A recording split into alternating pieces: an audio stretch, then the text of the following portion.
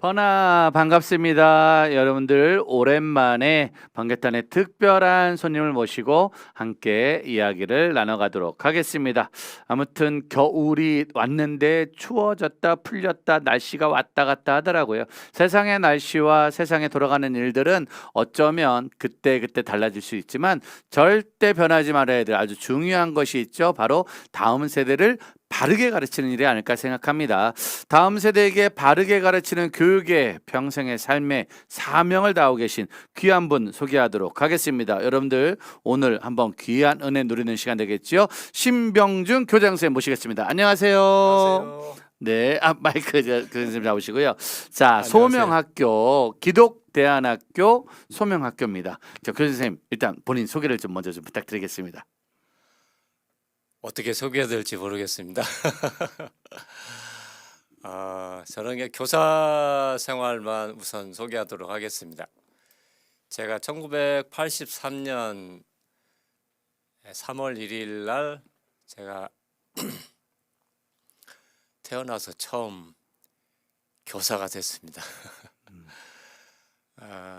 전라남도 해남 땅끝마을의 송지중학교에서 첫 교사 생활을 시작했고요. 또 85년에는 진도 군내중학교, 87년에는 또 목포상구, 88년부터 2008년까지는 전주의 신흥중학교에서 21년간 있었고요. 그리고 2008년 9월부터는 분당에 있는 샘물중학교 교장으로 3년 있다가 네. 2012년 3월 1일부터 현재까지는 네. 용인 수지에 있는 소명학교 네. 교장으로 지금 섬기고 있고, 내년 2월에 퇴임을 하면서 내년 3월 1일 2024년 3월 1일에는 시흥 소명학교에 또 교장으로 섬기게 됐습니다. 네. 공교육에서 쭉 활동하시다. 기독대안학교였던 샘물에서 네. 또 사역하시다. 네. 그러고 이제 다시 소명학교에서 하시다가 이제 내년에부터 또 새로운 개척을 시작을 네. 하시는 거네요. 네. 그럼 일단 교장선생님은 일단은 기독 교육에 네. 그냥 마음을 두신 거네요. 네. 네. 근데 이제 원래 이제 그 정도로 교육계에 오래 계셨으면 이제 조금 쉬거나 그만두거나 이제 좀 나도 나만의 또 다른 거 무언가를 하고 싶은 그런 생각이 없으셨을까요? 애들만 계속 만나신 거잖아요. 네. 왜 계속 애들 옆에 계시는 이유가 뭘까요? 저는 선교단체 출신인데요. 네네. 선교단체에서 1대1로 성경을 거기는 집중적으로 가르쳐요. 가르치는데 그때 대학생 때 그런 하나님 앞에 기도를 했던 것 같아요. 하나님, 제가 건강 받쳐주는 한 80세까지 성경 선생으로 저는 좀 섬기고 싶습니다. 네네. 그래서 뭐 대학생이든 10대들이든 성경 가르치는 일이 제 본업이라고 생각을 했고, 교사라는 직책은 부업이고 성경 선생이 진짜 제가 해야 할 본업이 아닌가 생각이 됐기 때문에 이 길을 계속 가고 있는 것 같습니다. 네, 그렇게 성경을 가르치는데 그 성경의 내용이 결국은 우리 다음 세대한테 네. 전달이 되어져야 되는 네, 그렇죠. 그런 사명이 계신 거네요. 그렇죠. 그럼 지금 일단 소명학교 조금만 소개를 해볼게요. 소명 기독대안학교 어떤 학교인가요? 소명학교는 우리나라에서는 흔치 않는 학교입니다. 그 흔치 않은 학교라는 것은 대체적으로 이 기독학교, 기독대안학교 하면은 교회에서 세운 학교가 네. 주류를 이루고 있는데, 이 소명학교는 저와 8명의 교사들이 공교육에서 사직을 하고 정말 예수님 중심, 말씀 중심으로 제자들을 키워내 보겠다고 마치 뭐라고 합니까? 도원 결의를 한 것처럼 결의를 해서 우리가 빈털터리가 되고 또 쪽박을 차더라도 정말 다음 세대들을 성경적인 세계관으로 정말 잘 키워보자. 이렇게 해서 출발한 좀 우리나라에서는 8분의 선생님들이 예, 어떤 드문- 교회에서 와 우리 교회가 중심으로 다음 세대에게 기독교 교육을 네. 시키자라는 어떠한 중심으로 일어난 학교가 아니라 예, 공교육 선생님들이 예, 쉽게 말해 그분들이 너무 은혜를 많이 받으신 거네요. 예. 은혜를 너무 많이 받으니까 공교육에 대한 한계를 느낀 거죠. 예. 근데 한계를 느낀다 해도 예. 안정적인 직장이잖아요. 그게 그렇죠. 연금도 그 있고. 안정적인 직장에 사표를 내는 거는 예. 사실은 쉬운 일이 아닐 텐데. 예. 우리 교사 처음 출발한 선생님들 가운데 안산 동산고등학교라든지 네네. 서울 숭실고등학교라든지 뭐 영락고등학교라든지 이런 뭐 저도 마찬가지지만 네. 이렇게 이제 고등학교 특별히 그 미션 스쿨 중심의 학교에서 교사 생활하고 예, 사표를 던지고 학교를 시작하고 그렇게 사표를 던지고 이제 소명학교가 시작이 됐잖아요. 이게 이제 어쨌든 간에 너무 좋은 뜻과 좋은 마음으로 시작됐지만 예. 개척이란 것은 여전히 쉽지 않을 텐데 네네. 어떠셨어요, 선생님? 뭐 입학 설명회를 19번 했거든요. 예, 음. 교회를 찾아다니고 기도하고 어떤 학교를 빌려서 하기도 하고 19번을 했는데 처음에 뭐 녹록치는 않았죠. 네. 네, 그리고 제가 A4 용지로 3페이지에 걸쳐서 그 목사님들한테 담임 목사님들한테 400여 교회 담임 목사님 편지를 보냈습니다. 보냈는데 별로 반응도 없고 그러니까 뭐 출발하고 개척한다는 게 네. 녹록치는 않은데 이제 그 감동을 또 받더라고요. 오신 분들이 저 정도로 자기를 온몸을 던져서 다음 세대들을 예수님 중심으로 키워보겠다고 하는 것에 대해서 굉장히 그 감동을 받아가지고 저한테 이제 악수를 하면서 재정은 좀 걱정되는 부분이 있는데 선생님들 보니까 내 자녀를 보내고 싶습니다. 이런 선생님들이라면은 제 자녀를 맡겨도 되겠습니다. 그런 분들이 있어가지고 네. 그래서 첫 해 60명이 왔어요. 와. 저희들은 처음에 한 20명. 네. 그래서 월급도 한 20만 원, 한 50만 원. 근데 우리가 살림을 해야 되니까. 네. 예, 우리가 뭐 다른데 교회라든가 이런 데 세운 것이 아니라 우리 스스로가 살림살이를 하면서 학교를 운영을 해야 되니까 세워가야 되니까 그렇게 생각했는데 네. 상상외로 놀랬죠. 이거 하나님이 하신 일이다. 예.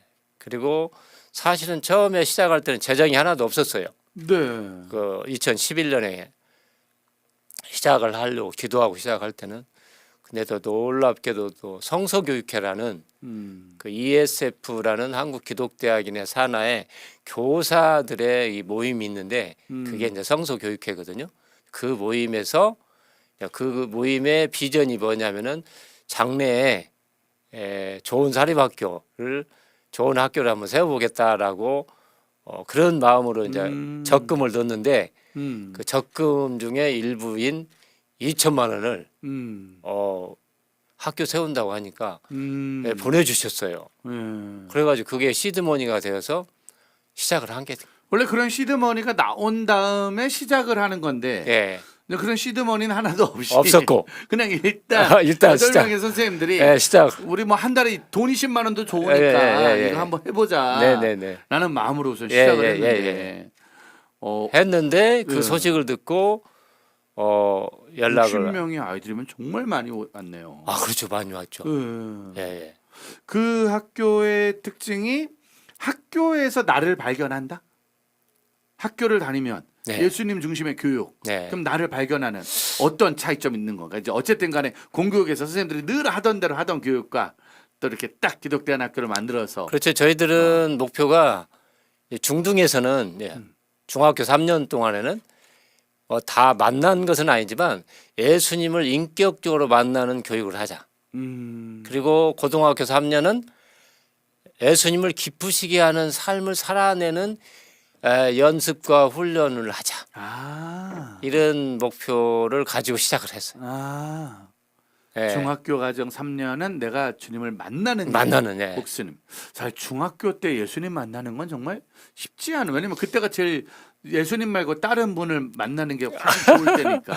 예. 아. 그때 이제 미디어라든가 뭐 게임이라든지 이런데 이제 몰두하고 그러는데 이제 꼭 성경 수업 시간에만 예수님 하나님을 만나는 게 아니고 또 기도할 때나 예배 시간에 만나는 것이 아니고 기독교 학교의 특징은 교과 수업에서도 만나는 거죠. 오. 그러니까 국어, 영어, 수학 수업이 성경과 접목된 그걸 성경적인 세계관이라고 하는데 성경의 세계관 속에서 하나님이 왜 수학 숫자라든가 이런 그 개념들이 그냥 일반 학교에서는 그냥 수학 문제풀이라든가 이렇게 하는 거지만 수학 하나님이 만드신 수학 속에서 하나님을 만나고 또 창조된 그런 자연 속에서 하나님을 만나고 언어 속에서도 장 만나고 문학 작품 속에서도 예수님 만나고. 와, 중학생들이면 사실 예. 수학 시간엔 주님이 우리를 버렸다고 생각하기 때문에.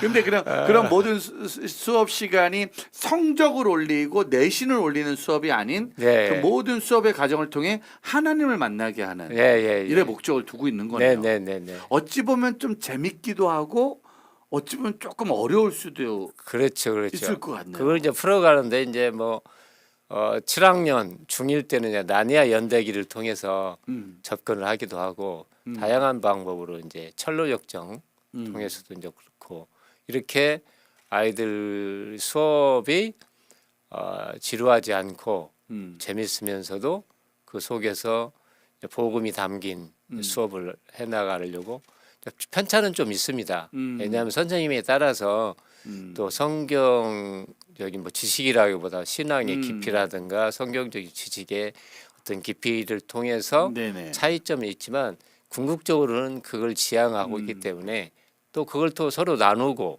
있기 때문에 이제 그런 목표를 향해서 그래도 지금 꽤 오랜 시간 지금 해오신 거잖아요. 그렇죠. 지금 뭐 거쳐간 재학생들이 꽤 많았었는데 졸업생들이 지금 250명. 그렇죠. 예. 어때요? 중학교 때 지금 이렇게 쭉 해보시니까 만남의 비율들이 입학하고 딱 졸업할 때쯤이면 거의 주님을 만나고 경험하게 되는 그런 게 좀 그렇죠. 있나요? 그러지 못한 경우 이게 사람의 힘으로 안 되는 거잖아요. 안 되는 게 있죠. 예, 성령의 역사가 일어나고 또 이런 게 있어야 되는데 100%다 그렇지는 않지만 대다수는 그렇게 만나고 변화되고 예수님을 인격으로 만나니까 그 다음 변화되는 게 다음 단계가 뭐냐면 공부입니다. 아, 공부를 싫어하고 네. 안 하던 아이, 거리를 뒀던 아이, 영어 단어를 못 외워가지고 복도에 서 있는 아이, 이런 아이들이 변화되니까 어떤 아이는 NIV 성경으로 영어 성경으로 큐티를 할 정도로 이렇게 변화가 되더라고요. 그러니까 너 공부해라고 해서 공부하는 건 이미 한 박자가 늦은 거고 그렇죠. 또 어느 누구도 공부라는 소리를 말 안 해도 내가 네. 하고 싶을 때 그렇죠. 근데 그게 바로 예수님을 만났을 때 예수님이 우리가 주시는 소명이 예. 내 안에 살아나면 저절로 그렇죠. 공부가 되어지는 거예요. 예, 저는 그걸 정말 이게 뼈저리게 느낀다고 할까요? 체험을 하고 있고 경험을 하고 있기 때문에 그 아이들의 모습을 보기 때문에 네. 다르죠. 예, 뭐 항상 뭐 밥 먹을 때나 공부할 때나 화장실 갈 때나 거울 하나 손거울을 가지고 다니던 여자아이가 어느 날 이렇게 예수님을 만나고 변화되어서 한 손에는 영어 성경, 한 손에는 영어 책을 갖고 다니는 그 정도로 변화되는. 한 손엔 손거울, 한 손엔 휴대폰 이 두 개로다가 평생을 살았는데 예수님을 만나니까 영어 성경과 영어 책을 들고 다니는. 저희 학교는 또 스마트폰 사용을 못합니다. 소지 자체를 안 합니다. 사교육도 하지 않습니다. 사교육도 안 하고 사교육을 안 한다기보다는 선행학습을 하지 않고 네. 스마트폰 학교 쓰지 않고 선행학습과 스마트폰이 이 학습과 아이들의 성장을 방해하기 때문에 아주 그러면 이제 아이들은 이제 입학할 때는 주로 그걸 안 하면은 안 되니까 애들은 휴대폰 못 하게 하면 좀 힘들어 하잖아요. 그러면은 주로 부모님들이 좀 더 보내고 싶어 하는 마음이 더 강하시겠네요. 부모님이 보내고 싶은 마음이 강한데 네. 본인이 결단해야 됩니다. 그렇죠. 본인이 안 하면 결단해. 안 되는 거니까. 저희도 김포에 사는 어떤 여학생이 찾아왔는데 부모님하고 부모님은 이사까지 하려고 왔는데 교육을 위해서. 그 여학생이 딸이 이 스마트폰을 결단을 못 해가지고 저 스마트폰이. 그래가지고 입학을 못한 경우도 있습니다. 주님은 버려도 폰은 못 버리니까 요새 아이들은. 그러니까 그만큼 그 학교에 입학한다는 자체는 나도 세상의 거를 포기하고 일정 부분 포기하고 더 주님과의 교육을 하기 때는 부모와 자녀의 마음이 모아져야 되는 거네요. 그렇죠. 저희는 이제 스마트폰 사용을 100% 금지하는 훈련을 한다기보다는 절제하는 훈련, 내가 스마트폰, 내가 게임을 다스리는 사람, 다스린다라는 것은 내가 언제든지 할 수도 스톱 있고. 안 하겠다 하면 네네. 안 하는 것이 다스리는 거잖아요. 근데 계속 빠져드는 것은 내가 그 게임에 노예가 사실 되고 중학생 빠져들어가죠. 때 가장 큰 어려움은 초등학생 때까지는 엄마 아빠 말 그래도 꽤 잘 듣다가 중학생이 되면서부터 예수님을 만나는 게 아니라 친구들 만나고 유튜브 만나고 폰 만나면서부터 그들의 말도 따라가다 보니까 조절을 못하는 게 가장 큰 어려움이 되더라고요.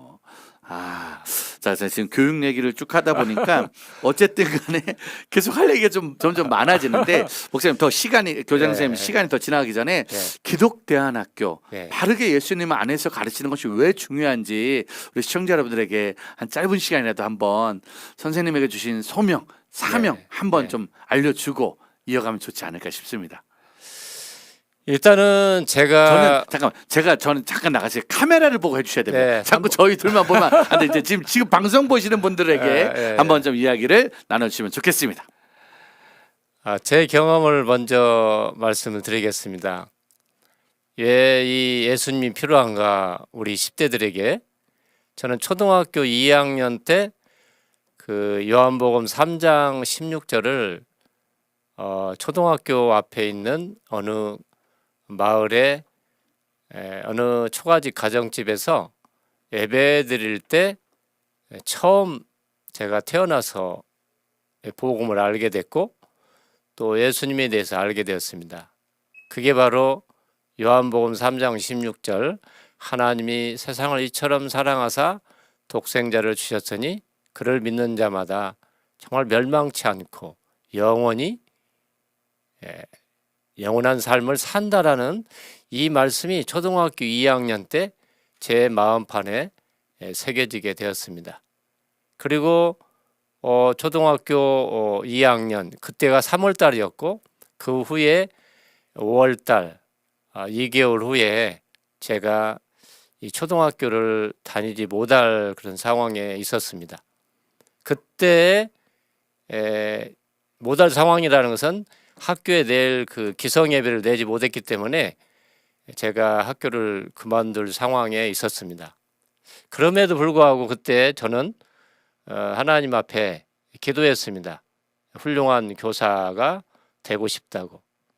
이게 사실 요한복음 3장 16절 또 그 초등학교 2학년 5월 달에 드렸던 그 기도가 오늘 제가 이 자리에 있기까지 또 기독교사로서 41년을 보낼 수 있었던 그 출발이 바로 요한복음 3장 16절이고 그때 태어나서 처음 들은 복음 예수 그리스도이기 때문에 제가 왜 이 땅에 10대들에게 청소년들이 이 예수님이 필요한가는 바로 여기서 연결지어서 이야기를 할 수 있을 것 같습니다.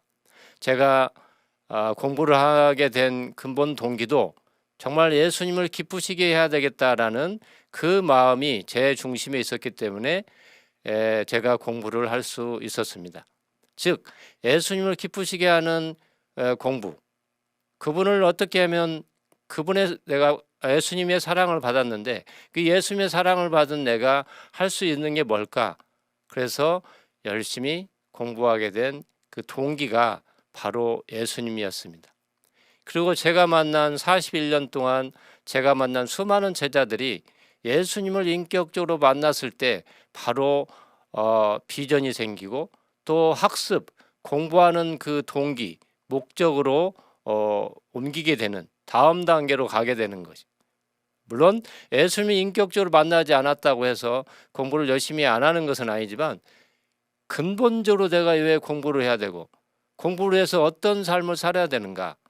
바로 나를 위해서 사는 것이 아니라 나를 뛰어넘어서 정말 예수님이 기뻐하는 역사를 위해서 이 선교를 위해서 또 이 민족과 또 북한 동포들과 세계 열방을 위해서 내가 어떤 삶을 살아내야 될 것인가를 이 예수님을 통해서 또 공부의 목적을 통해서 이루어가는 것이 아닌가 생각이 되었습니다.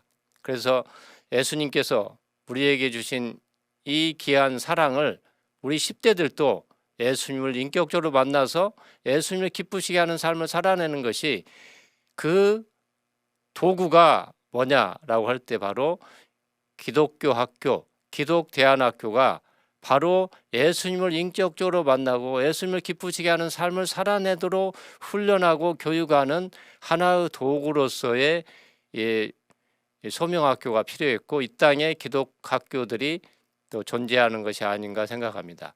앞으로 2024년 3월 1일에 개교할 시흥소명학교도 동일하게 왜 시흥소명학교냐라고 할 때는 바로 안산 시흥 광명이라는 지역에는 이 기독대안학교가 한 군데도 없습니다. 한 학교도 없습니다. 그래서 개척자의 정신으로 또 항모제와 같은 불모제와 같은 이 그 시흥 안산 이 광명을 아우르는 곳에 이 시흥에 바로 학교가 세워지게 되는 그런 배경이라고 생각할 수 있습니다. 그래서 이 땅의 곳곳에 마치 우리가 일제 36년 하에서 수많은 이 복음의 사역자들과 독립운동가들을 길러냈던 이 오산학교라든가 대성학교라든가 이런 그 숭실학교라든가 이런 학교를 통해서 이 땅에 정말 민족을 품고 교회를 품고 정말 이 세계를 품었던 그리고 우리 일제하에서 독립을 마음에 품었던 수많은 인재들을 길러냈던 그 독립운동의 정신, 이 복음 정신이 오늘날 우리 한국교회에 또 전 세계적으로 이 복음이 쇠퇴해지고 교회가 좀 쇠락의 길을 걷고 있는 이 시점에 가장 필요한 것은 하나님 나라의 이 인재들을 길러내는 것이 목적인데 이런 인재들이 어떻게 길러지는가 생각할 때 바로 이 교회 학교가 70% 이상이 지금 정말 이 활동하지 못하고 있는 이런 한국 교회 상황을 볼 때에도 그 교회 학교에 대한 대안이라고 말할 수 없지만 대안을 뛰어넘어서 꼭 이 시대 10대들에게 필요한 것은 바로 이 기독대안학교 운동이 아닌가 생각합니다. 그래서 이 기독대안학교 운동을 통해서 더러 한국교회를 살리고 이 민족을 살리고 북한 동포들을 살리고 세계 열방을 품을 수 있는 귀한 믿음의 일꾼들이 이런 시흥소명학교 또 이 땅의 기독대안학교들을 통해서 길러졌으면 하는 것이 저의 바람이고 앞으로 아까 제가 말씀드렸듯이 목사님과 함께 80살이 된다 할지라도 이 운동은 결코 멈추지 않고 예수님 오실 때까지 정말 해야 할 가장 귀한 하나님 나라의 사역이 아닌가 생각합니다. 이런 관점에서 이 땅의 10대들에게 정말 복음을 전할 수 있고 예수님을 가르칠 수 있는 귀한 학교가 바로 이 소명학교를 비롯해서 이 땅의 기독대안학교이고 이런 운동을 지속적으로 해가야 되지 않겠는가 생각합니다. 이런 맥락에서 우리 한국교회와 또 한국교회 목회자들과 또 한국교회 성도들이 이런 심각성 정말 10대들 자기 자녀들을 예수님을 선물로 주고 싶은데 줄 수 없는 이런 환경 속에서 이런 기독대안학교에 정말 보내기 운동을 통해서 또 지원하는 운동을 통해서 우리 성도의 자녀들이 예수님을 인격적으로 만나고 예수님을 기쁘시게 하는 삶을 살아냈으면 좋겠습니다. 그래서 우리 부모님들이 성도 부모님들이 정말 내가 예수님을 영접했듯이 내 자녀도 예수님을 인격적으로 만날 수 있는 그 도구, 그 귀한 선물이 바로 이 소명학교와 같은 이 기독대안학교가 아닌가 생각합니다. 부모님들이, 크리스찬 부모님들이, 예수님을 사랑하는 부모님들이 자녀도 예수님을 인격적으로 만날 수 있는 이 귀한 소명을 이 기독대안학교를 통해서 이루어졌으면 좋겠습니다. 이 소명학교뿐만 아니라 우리나라 제주도부터 정말 경기도까지, 강원도까지 곳곳에 기독대안학교가 있습니다. 그래서 이 방송을 들으시는 우리 성도님들 또 목사님들은 가까운 기독대안학교에 찾아서 성도들의 자녀를 또 목사님들의 자녀를 기독대안학교 보내기 운동을 통해서 다시 한번 1907년에 평양 대부흥이 일어났듯이 우리 한국교회가 여러 모양으로 굉장히 어려움 가운데 있는 이 상황, 성도 수가 줄어들고 또 사회로부터 부정적인 그런 평가를 받고 있는 이런 여러 가지 어려운 상황 속에서 우리가 해야 할 그 해답은 바로 기독대안학교의 성도의 자녀들이 그곳에서 예수님을 인격적으로 만나고 인격적으로 만났던 자녀들이 예수님을 기쁘시게 하는 삶을 살아냄으로써 이 사회에 귀한 선한 영향력을 끼쳐나갈 때 앞으로 우리 한국교회가 좋은 평가, 정말 불신자들로부터 예수님 모르는 사람들로부터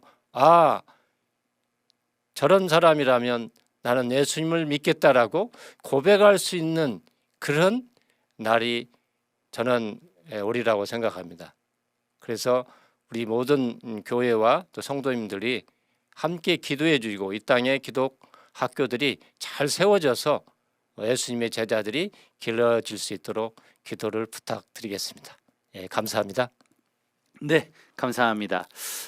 정말 한국교회와 기독대안학교들은 이제 같이 갈 수밖에 없는 그렇죠. 형국인 거죠. 그렇죠. 교회와 학교가 분리되는 것도 맞지만 네. 어찌 보면 같이 가야 되는, 왜냐면 한국교회 과제도 다음 세대랑 대한 과제가 너무 그렇죠. 있거든요. 다음 세대를 길러내지 않으면 안 되죠. 네. 교장 선생님이 지금 바라보기에 지금 한국교회 다음 세대 현실의 모습들 선생님이 바라보는 입장에서 좀 어떤 것 같아요? 지금. 제가 방송 인터뷰하기 전에 방금 시흥 그 대하동 쪽에 네네. 교회 목사님을 만나고 왔습니다. 네네. 이 목사님의 진단이 네. 아주 정확하더라고요. 오. 지금 한국 교회의 교회 학교가 70% 이상이 활동을 못 하고 있다, 사역을 못 하고 있다. 네. 이런 진단을 맞아요. 분명히 하셨고, 또 하나는 그 목사님도 동시에 고백하듯이 그렇다고 해서 사회로부터 좋은 평가를 받고 있냐? 그 목사님도 그런 말씀하시더라고요. 세습이라든가 여러 가지 면에서 부정적인 그런 평가를 받고 있다. 네네. 이렇게 진단을 하시면서 그렇다면은 문제가 어디에 있냐라고 생각할 때 30대 30, 40 세대, 즉 현대 10대들의 부모들도 신앙이 아주 연약하고 약화됐다는 겁니다. 그래서 3, 40대들이 부모 세대들이 신앙에 대해서 별로 관심도 없고 약화되니까, 그렇다면 동시에 연쇄 반응으로 10대들이 신앙을 예수님에 대해서, 하나님에 대해서, 성경에 대해서 관심이 훨씬 약화될 수밖에 없다. 부모가 예수님을 사랑하고 정말 예수님을 위해서 인생을 드려지는 모습을 못 보고 입에서는 부정적인 이야기나 하고 그러니까 그 자녀들도 추락한다는 겁니다.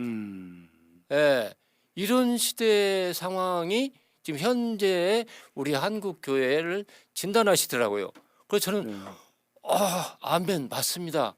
그럼 뭡니까? 그러면 다음 세대들을 복음으로 어떻게 길러내야 되는데 오늘 이렇게 저보고 찾아보셔서 감사. 그러니까 사실상은 우리 아이들을 학교를 보내고 학교에서 공부를 시키고 학원을 보내는 건 부모님이 하셔야 될 일인데, 많은 부모님들이 이 학교를 보내면은 뭐 이렇게 될 거라는 마음, 어디가 명문을 잘 보내고 어디가 성공하고 이런 마음들이 있으면 그쪽으로 가는 거지만 좀 3040 세대 부모님들이 우리 아이가 세상에서 어떤 일을 하든지 예수님을 먼저 만나 예수님을 위해서 살아갈 수 있는 방법을 좀 심어주는 마음이 있어야 될 텐데 그러기 위해서는 자녀 교육이 아닌 부모 교육까지 같이 예, 저희 가야 학교는 되겠네요. 부모 교육까지 같이 갑니다. 아 그러니까 지금 예. 예. 그러니까 두 가지 부류가 있어요. 저희 학교에 오신 학부모도 그렇고 하나는 정말 내 자녀를 예수님의 제자로 길러내고 싶다 하는 부모가 있고 네네. 한 부류 부모는 성공적인 크리스찬 세상에서 성공적인 크리스찬으로 내 자녀를 키우고 싶다.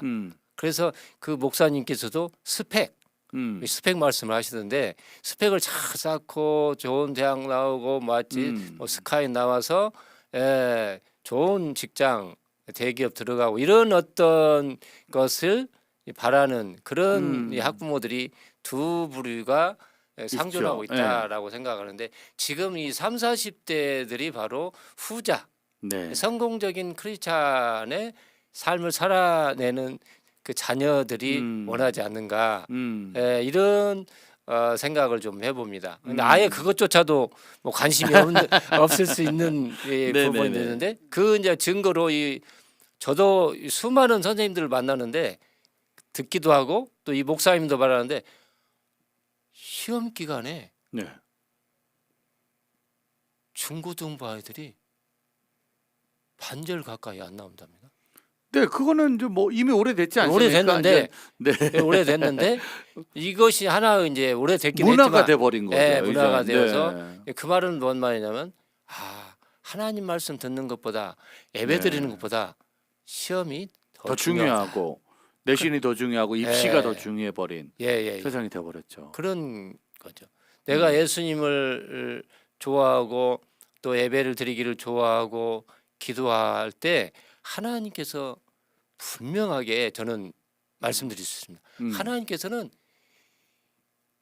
그 자녀에게 축복해 주시고 정말 예뻐해 주시고 책임져 주신다는 이 믿음을 좀 가졌으면 좋겠어요. 진짜 이게 너무 좋은데 너무 맞는데 뭐라고 말할 수가 없는 이거를 부모님들이 같이 믿어주고 같이 좀 따라야 되는데 이게 3, 40대들이 이 믿음을 갖지 못하니까 불안하니까 아. 옆집 아줌마가 옆집 아이 이 아이 우리 아이는 어디 학원에 보냈는데 이렇게 돼서 이렇게 잘 됐대. 그럼 이제 그 말에 이제 잠깐 넘어가서 그렇죠. 우리 아이 뭐 1년만 2년만 이렇게 하다가 아까 저희가 얘기를 드리니까 이제 중학교 과정은 주님을 만나는 일에 목숨을 걸고 고등부 과정은 주를 위해 살아가는 일에 교육에 초점이 있다고 그러잖아요. 그 내용 중에 하나는 이제 사회 소명이라든지 그 소명 아카데미라는 우리 그 수업과 또 프로그램이 있습니다. 학교 내. 이것은 이제 성경적인 진로 교육이라고 말할 수가 있겠죠. 그래서 자기의 어떤 좁게는 자기 전공을 찾아가는 그런 길이기도 하고, 근데 여기서 말하는 자기 전공을 찾아간다라는 것은 그냥 아무 생각 없이 찾아가는 게 아니라 경험을 통해서 또 삶을 통해서 찾아가는 거예요. 그러니까 내가 좋아서 하는 것이 아니라 하나님이 원하는 것이 뭘까? 예수님이 기뻐하는 것이 뭘까? 이걸 찾아가는 거죠. 저희는 이제 통일세대 비전 트립이라든가 그래서 북한 동포들을 위해서 북한을 위해서 기도하고 두만강에 가서 또 찬양하고 북한을 위해서 기도하면서 또 남아공 단기 선교라든가 다양한 또 체험을 통해서 하나님이 기뻐하시는 걸 뭘까?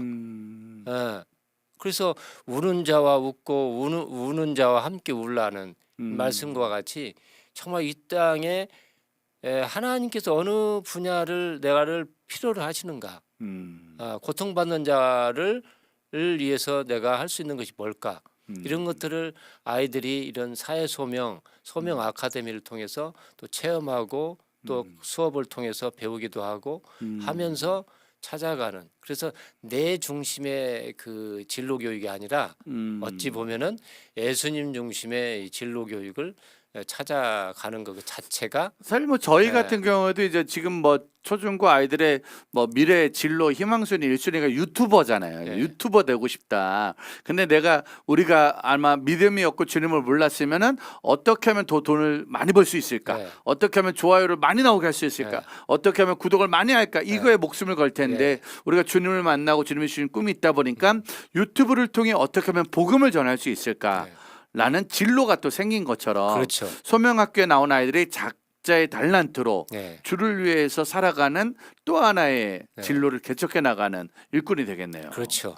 혹시 그동안 많은 제자들이 졸업을 했잖아요. 네, 네. 혹시 기억나는 제자 있습니까? 이제 지금 뭐 활동을 하고 있고 움직이고 또 연락 오는 제자들 가운데 이런 저는 일도 뭐 하고 이런 공부도 하고 자랑스러운 네. 제자는 이제 저희는 저희 학교의 가장 피날레는 네. 졸업식입니다. 아, 졸업식. 졸업식에 제3자 학부형이 아닌 분도 오셔가지고 눈물을 흘리기도 하는 감동의 역사가 펼쳐지는 곳이 졸업식입니다. 예, 목사님도 한번 초대를 하고 싶은데요. 예, 졸업식에. 예. 그때는 자기 어떤 인생의 어떤 진로라든가 내가 하나님 앞에서 어떤 삶을 살아야 될 것인가를 발표하고 고백하는 시간을 졸업생들이 합니다. 그 중에 하나가 자기는 대학을 가지 않겠습니다. 그리고 예수님처럼 목수가 되어서 집 없는 사람, 뭐 집 없는 사람 헤비타트 뭐 하는데 헤비타트 이야기는 언급 안 했고요. 집 없는 사람들에게 목수로서 집을 지어주는 그런 삶을 살아내겠습니다. 그 제자가 지금도 잊혀지지 않습니다. 네. 아직은 어떤 삶을 지금 살아가고 있는가는 아직은 이제 검증되지 않고 또 저를 아직은 찾아오지 못했는데 또 하나 제자는 이 제자도 대학을 가지 않았습니다.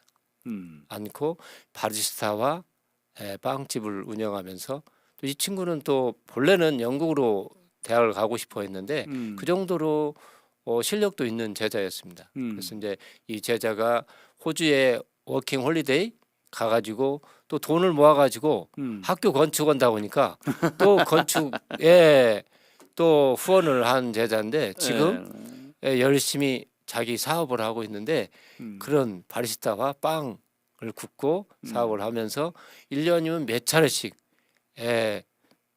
배낭에다가 빵을 이렇게 쫙 준비해가지고 선생님들 드시라고 찾아오는 이 제자, 이런 제자가 저는 이 사회를 위해서나 또 멋진 제자가 아닌가 생각합니다. 사실은 지금 많은 청년 세대에 가장 큰 문제가 있는데 대학교를 갔는데 내가 왜 대학교를 갔는지 모르고 맞습니다. 과를 다니고 있는데 내가 이과를 왜 다니는지 모르고 또 직장을 들어가는데 왜 들어왔는지도 모르고 또 얼마 다니다가 난 금방 그만둘 거고 본인들의 갈 길과 갈 바를 찾지 못하는 게 문제인데 고등학교라는 아직 청소년 시기의 졸업식 때 내가 살아가야 될 방향을 길을 찾게 됐다는 거 그 자체가 또 최고의 굉장히 의미가 있죠. 그게 의미가 아닐까 생각합니다. 저희 학교에 가장 뭐 자랑 아닌 자랑인데요. 네. 제자들 학생들이 대학을 전공을 선택할 때 지금 수시로 6개 대학을 가지 않습니까? 네. 선택하는데 전공이 같아요. 대학은 진짜 전공을 똑같이. 이 대학에서는 이 전공, 저 대학에서는 저 전공, 이 대학에서는 C라는 대학에서는 이 전공, 이렇게 각각 다른 전공을 대부분 성적에 맞춰서 요게 좋을까 저게 좋을까 막 여러 개를 넣어놨다가 되는 걸 가는 거잖아요. 건축 쪽에 관심 있는 아이는 다 건축. 건축, 도시 건축, 건축 공학이든 이 건축에 관련된 전공을 선택한다는 거예요. 그러니까 졸업할 때 정확하게 내가 받은 달란트와 소명대로 길을 선정하는 그런 과정을 이게 가는 이제 거네요. 아까 그 사회 소명, 소명 아카데미 이런 수업과 또 이런 프로그램 과정을 통해서 이게 이제 또 경험, 해외 뭐 단기 전교를 다녀온다든가 또 뭐 백두산도 올라가고 또 북한 선교를 위해서 탈북민들을 위해 섬기시는 선교사님들을 만나고 이런 다양한 경험을 통해서 또 같이 경험적으로도 이런 진로가 전공이 또 선택되고 결정됩니다. 자, 그런데 그렇게 시작된 소명학교가 2012년도에 예. 시작을 한 거잖아요. 네네. 그럼 어느새 거의 10년 가까이 10년 넘었죠. 넘었죠. 이제 예. 넘어가가지고 이제 좀 안정을 찾고 예. 정말로 많은 이들에게 영향을 주고 있잖아요. 네네. 그리고 이제 이렇게 안정화될 때까지 고생하고 수고하신 다음에 내년에 은퇴신 거잖아요. 예. 그럼 이제 퇴- 은퇴하시고 퇴임하고. 예. 퇴임하고 이제 조금은 이젠 조금 이제 좀 쉴 때도 됐고 이렇게 네. 움직이는데 이번에 또 시흥에 또 하나를 시작하시는 거예요. 예. 재밌어요. 어떤 걸 시작하시는 거예요? 그럼 다시 한번 알려주시죠. 이제 여기 소명학교와 같은 용인 똑같은 용인에 있는 소명학교를 100%뭐 같은 붕어빵 찍어내듯이 예. 또 뭐 체인점 하듯이 음. 그런 똑같은 학교 내용은 아니지만 거의 뭐 7, 80% 비슷한 학교를 시작하려고 하고 있습니다. 그럼 시흥이란 도시와 그 지역을 원래 아셨던 거예요? 거기를 선택하신 이유가? 전혀 몰랐습니다. 안 것은 그 안산에 있는 학부모가 2018년에 네. 한 자기 자녀 제일 큰 자녀를 자녀가 세 명이 있는데 큰 자녀를 저희 학교에 입학했습니다. 입학하는데 이분이 공교육에는 희망이 없다. 무신론이다, 진화론이다, 동성애적인 이런 내용들로 이 교육 내용이 있기 때문에 내 자녀는 그렇게 맡길 수가 없다. 그래서 정말 이 기독학교를 찾아서 봤더니 안산에도 없어요. 시흥에도 없어요. 광명에도 없어요. 뭐 안양, 서울, 인천 찾다가 학교도 방문하고 전화 상담도 하고 입학 설명회도 오고 하면서 이미 초등학교 때부터 찾아온 거예요.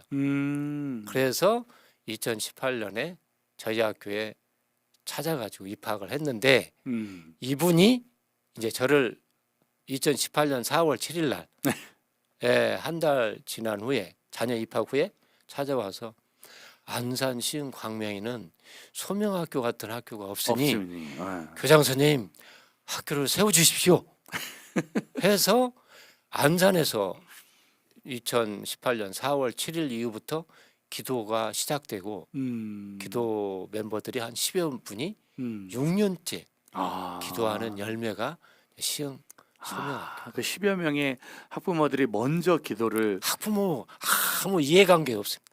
아. 내 자녀가 그 청년도 있고 이제 막 아기가 태어난 아이도 있고. 그러니까 저희한테도 이 번개탄 TV에 이제 선생님과 학교를 소개시켜준 선생님도 보니까 본인 아이들이 다니는 것도 아니더구만요. 보니까. 근데도 그냥 마음적으로 그렇죠. 그 지역을 향해서 품고 있는. 왜냐하면 이 다음 세대가 걱정되고 다음 세대가 예수님 중심으로 인생을 살아내야 되는데 그래야 우리 한국 교회와 한국이 민족이 희망이 있는데 이것 때문에 기도를 하게 됩니다. 근데 또 시흥, 안산, 광명 이쪽 지역이 또 다음 세대가 많잖아요.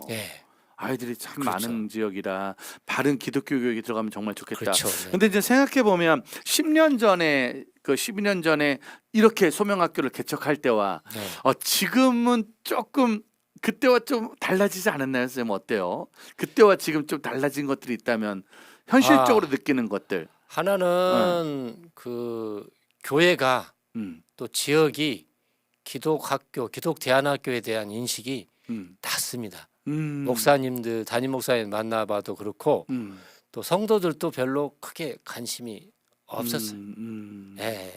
이게 이제 그러나 이제 용인 분당 이쪽은 상당히 거기는 꽤 많은 학교들이 모여 있고 교회들도 관심이 있고 또 저희 학교만 하더라도 소명학교만 하더라도 목회자 자녀들이 한 20여 명 정도로 이제 다니는 이런 상황이기 때문에 이제 그런 상황하고 거기는 굉장히 불모지라고 말씀하셨듯이 굉장히 어려운 상황인데 또 시흥에 또 하나는 550개 교회가 있더라고요.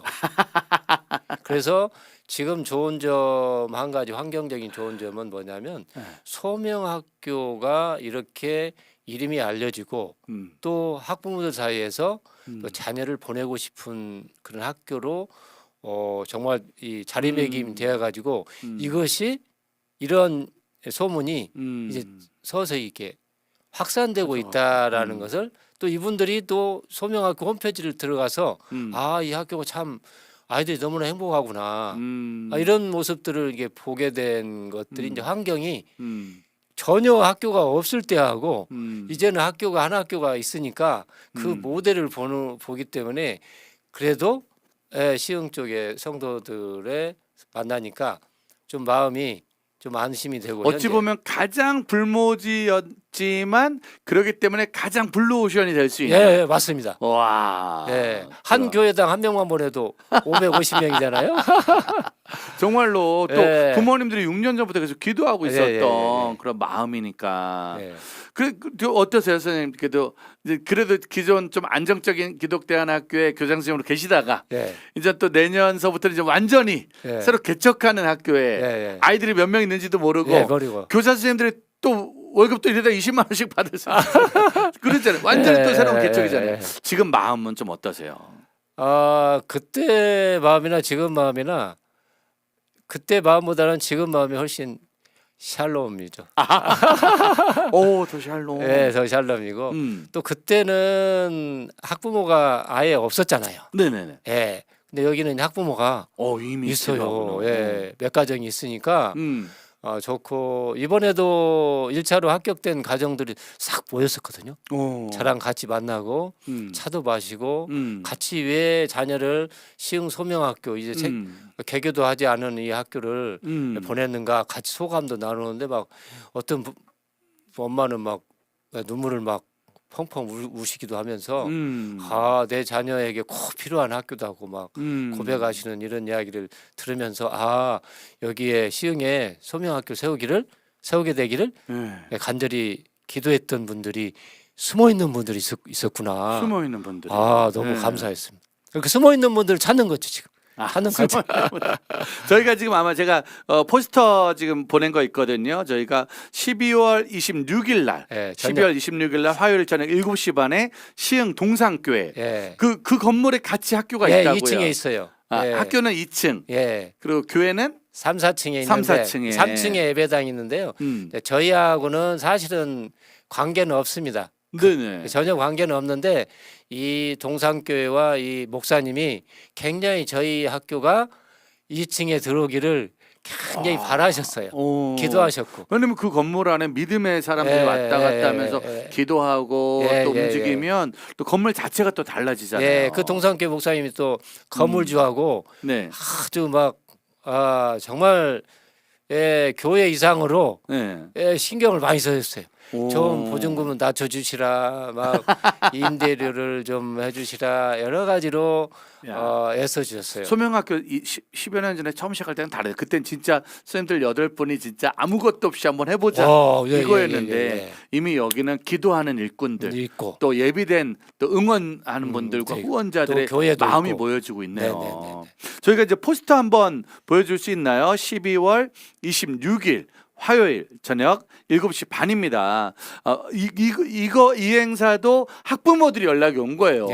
시흥에 너무 좋은 우리 소명학교 들어가는데 아직 시흥 분들이 모른다. 그래서 그 일을 위해서 같이 기도하면서 은혜 받고 싶다고 하면서 저희들에게 번개탄 공개방송 집회를 저희들도 공개방송 예배를 학부모들이 요청하는 건 처음이었습니다. 대부분 교회나 또 이렇게 사역자들이 저희들한테 요청을 하는데 부모님들이 한번 와서 예배 드려달라고. 얼마나 소명학교가 시흥에 세워지는 것을 간절히 바랐으면 저런 게 반응을 했을까. 부모들이 같이. 너무 감사하죠. 자, 12월 26일 화요일 저녁 7시 반이고요. 장소는 시흥 동산교회 본당입니다. 그리고 장정태 목사님, 강한별 자매님, 또 저도 함께 또 우리 교장 선생님도 함께 하는 시간이니까요. 잊지 마시고 시흥 안산 광명에 계신 분들은 한번 오셔서 은혜도 받고 또 이렇게 3층 올라오다 보면 2층을 또 이렇게 안 거쳐갈 수 없잖아요. 2층을 한번 거쳐. 그럼 누구나 와서 한번 좀 이렇게 문의도 하고 상담도 할 수 있는 건가요? 그럼 한번 교장 선생님 우리 시청자들한테 한번 찾아오시라고 시흥 안산 광명에 계신 분들 오셔서 같이 한잔 마시고 대화 좀 하자고 한마디 좀 해주시죠. 시흥 소명학교는 시흥 경찰서 바로 옆에 있습니다. 그래서 시흥 소명학교를 위해서 시흥 경찰서가 아주 탄탄하게 보트를 서고 있습니다. 우리 자녀들도 안심하고 다닐 수 있을 것 같습니다. 2024년 3월 1일 개교를 목표로 하고 있고요. 지금 학생 모집 중에 있습니다. 네이버라든가 또 이 포털 사이트에 특히 네이버에 시흥 소명학교를 치시면 홈페이지를 들어볼 수 있고 또 입학 설명이라든가 선발 과정을 볼 수 있을 것 같습니다. 그래서 26일 7시 반에 예배드리러 오실 때 2층에 들리시면 환영하겠습니다. 2층에 환한 모습으로 아주 아름답게 또 자녀들이 행복한 또 이 교육 활동을 하기 위해서 예쁘게 꾸며놨습니다. 와서 구경도 하시고 또 함께 기도도 해주시기를 부탁드리겠습니다. 예. 네, 감사합니다. 지금 홍천의 팔렬중학교 선생님들 지금 들어오셨거든요. 전국의 구석구석에 좋은 기독대안학교, 기독학교들이 포진해 있어요. 네. 그들이 열심히 애를 쓰고 다음 세대에게 예수님을 만나게 하는 교육을 하고 있고, 다만 안산, 광명, 시흥 지역엔 거의 사실은 찾아보기 힘들었던 네. 학교가 드디어 처음으로 시작이 되는 겁니다. 네. 근데 저 이런 말씀 드리긴 좀 죄송한데, 교장 선생님이 저희보다 이렇게 선배님이시잖아요. 네. 근데 얼굴이 그런 거 있잖아요. 소풍 가기 전날 얼굴? 예. 이렇게 뭔가 좀 이렇게 시흥 소명학교 얘기하실 때 얼굴이 그 소풍 가기 전날 학생 얼굴 있잖아요. 막 들떠 있고 네. 좀 신나 있는 그런 얼굴 같으세요. 매일매일 그렇습니다. 오. 매일매일 뭐 즐겁고요. 네. 행복하고요. 네. 또 학생이 이제 시흥 그 시청에 갔었어요. 네. 시청에 가서 급식 문제를 해결하기 위해서 찾아갔거든요. 네. 네, 청년 청소년과가 담당이더라고요. 그 주무관이 물어보더라고요. 몇 명까지 신청을 하려고 그래서 40명 그 신청을 해놓고 왔거든요. 네. 그래서 시흥 시청도 굉장히 담당자가 우호적이고 제가 전화하기 전에 미리 전화도 주시고 학생 모집 과정이 어떻게 했는지 예, 또 40명 또 예산상으로 잡혀 놓겠습니다. 이렇게 해서 또 우호적으로 이렇게 해서 급식 문제도 점심 해결이 될 수 있을 것 같습니다. 애들이 아직 40명이 들어온 건 아니지만 예, 예. 일단은 건물도 공간도 급식도 다 해결이 된 거네요. 예, 예, 예. 네네. 신나고 즐거운 일들이 많이 이루어지겠네요. 근데 지금 보니까 믿음의 사람들이 기도를 심어놨기 때문에 그렇죠, 그렇죠. 6년간의 믿음의 기도가 심겨지고 그렇죠, 나니까 지금 되어지는 일들이 약간 좀 순적하게 네. 하나님이 이끌어 가시는 것이 아닐까. 네, 하나님이 일하시는 걸 저는 생생히 보고 있고 네. 그냥 속으로 웃고 있습니다. 웃으면서. 예. 그렇기 때문에 뭐 주변에서는 얼마나 고생하시는가, 막 힘드신가, 막 그 트라우마. 이제 퇴임하시고 조금 편히 좀 사셔야 될 텐데. 트라우마는 없는가, 막 이렇게 건강은 어떠신가 이렇게 묻는데, 예, 고맙습니다. 그러나 늘 이렇게 웃고 행복하고 즐겁고. 여러분 제가 잠깐 옆에서 1시간 방송을 하는데 제가 말했던 그 누구보다 지금 제일 신나신 것 같습니다. 제일 신나 보이시고 즐거워 보이시고 행복해 보이시는. 다음 세대들을 또 만나잖아요. 새로운 곳에서. 사실 우리가 설레입니다, 어른이 되고 애들 사역을 좀 죄송합니다. 학교에서 애들을 많이 가르치다 보면 나중에는 애들 보기만 해도 힘들다. 군생활 힘들면 그쪽 방향 보기만 해도 힘들다 그러거든요. 근데 지금 평생을 아이들과 만났는데 애들을 또 만날 것 때문에 신나고. 신나죠. 예. 어떤 아이들이 올까? 새로운 아이들. 이거 너무 행복하죠. 아니 자기 자녀를 둔 부모들도 애들 때문에 힘들고 어려워하는데 근데 그 어떤 아이들도 주님만 만나면 변하는 거니까. 그렇죠. 완전히 달라지는 거죠. 제가 변화시킬 수 없어요. 하나님께서 변화시키고 우리 예수님이 복음이 변화시키지 성령을 통해서. 쉽게 말하면 이제 교장 선생님은 난 책임 못 진다. 주님이 책임질 거니까 책임주세요. 나는 그거 보면서 즐겁고 신나게 따라가겠다. 그런 마음. 책임을 다 우리 주님께 맡겨야죠. 뭐 책임. 정말 이것처럼 완벽한 교육은 없는 것 같습니다. 지금 부모님들도 본인들이 못하니까 학교에다 맡기는 거예요. 그럼 이 학교도 어차피 우리 학교 가는 게 아니라 주님이 책임져 준다는. 사실은 교육의 최종 완성본이 예수 따라가는 교육이 되지 않을까. 맞습니다. 맞습니다. 생각을 합니다. 네네. 아주 이상하게 선생님하고 너무 잘 맞는 것 같아요. 저도 다음 세대 생활을 하다 보니까 예. 그 교육의 방향성이 너무 중요하지 않나. 26일 날도 우리가 행복하게. 네, 26일 날 같이 행복하게. 그 어느 때보다도 행복한 예배 드릴 테니까 현장에 오실 수 있는 분들, 시흥, 안산, 광명에 계신 분들은 꼭 오셔서 함께 현장 예배 드렸으면 좋겠습니다. 자, 그럼 마지막으로 저희들 그럼 방송 보시는 분들이 또 우리 선생님들과 박보님들 계시니까 어떻게 시흥 소망학교로 해서 기도하면 좋을지 마지막 기도 제목 한 번만 부탁드리겠습니다. 딱 기도 한 가지입니다. 시흥, 안산, 광명 쪽에 정말 예수님을 사랑하고 또 예수님을 사랑하기 때문에 내 자녀가 정말 예수님이 인격적으로 만났으면 좋겠다. 이런 이 신실한 부모님들, 또 저는 이제 성경적으로 남은 자라고 생각하는데 정말 하나님이 숨겨둔 그 남은 자들, 신실한 가정들이 시흥 소명학교에 자녀를 보내서 정말 이 땅에 또 이 민족을 살리고 또 쇠락해가는 이 한국 교회를 살리고 또 북한 동포들, 저는 빨리 북한 동포들이 자유케 해달라고 또 해방시켜 달라고 기도하고 있고, 다시 그 평양에 1907년의 대부흥 운동이 이제 곧 멀지 않은 시간에 이루어질 그 준비된 일꾼들이 이런 소명학교와 같은 기독대안학교에서 길러진 훈련받은 귀한 일꾼들을 통해서 이루어질 거라는 그런 믿음을 가지고 있습니다. 그래서 예수님 오실 때까지 이 일은 쉼 없이 멈추지 아니하고 계속될 것이고, 또 예수님이 가장 기뻐하는 것이 뭘까 생각할 때 바로 잠언 22장 8절 말씀처럼 어릴 때부터 하나님의 말씀을 가르쳐라. 늙어서도 떠나지 아니할 거라는 이 말씀. 또 신명기 6장 4절에서 6절까지 나와 있는 쉐마, 이스라엘아 들으라.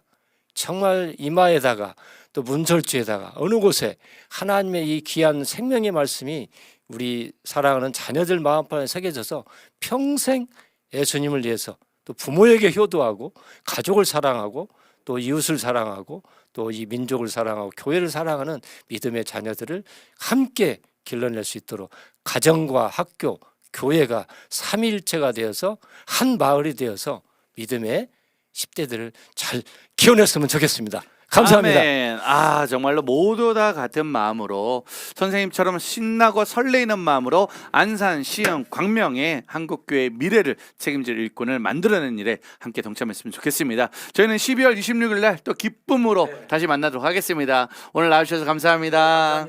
감사합니다. 여러분들 오늘 번특톡 함께 해주셔서 너무 감사하고요. 잊지 마세요. 다음 세대를 향한 마음은 학교만 해서도 안 되고 부모님만 해서도 안 되고 교회만 해서도 안 되는 게 아니라 우리 모두 다 한 마음으로 힘을 모아야 된다는 거 잊지 마시고 함께 소명자가 되어서 소명학교의 주인 되어주시길 바라겠습니다. 저희는 다시 저녁에 번특톡으로 만나도록 하겠습니다. 감사합니다.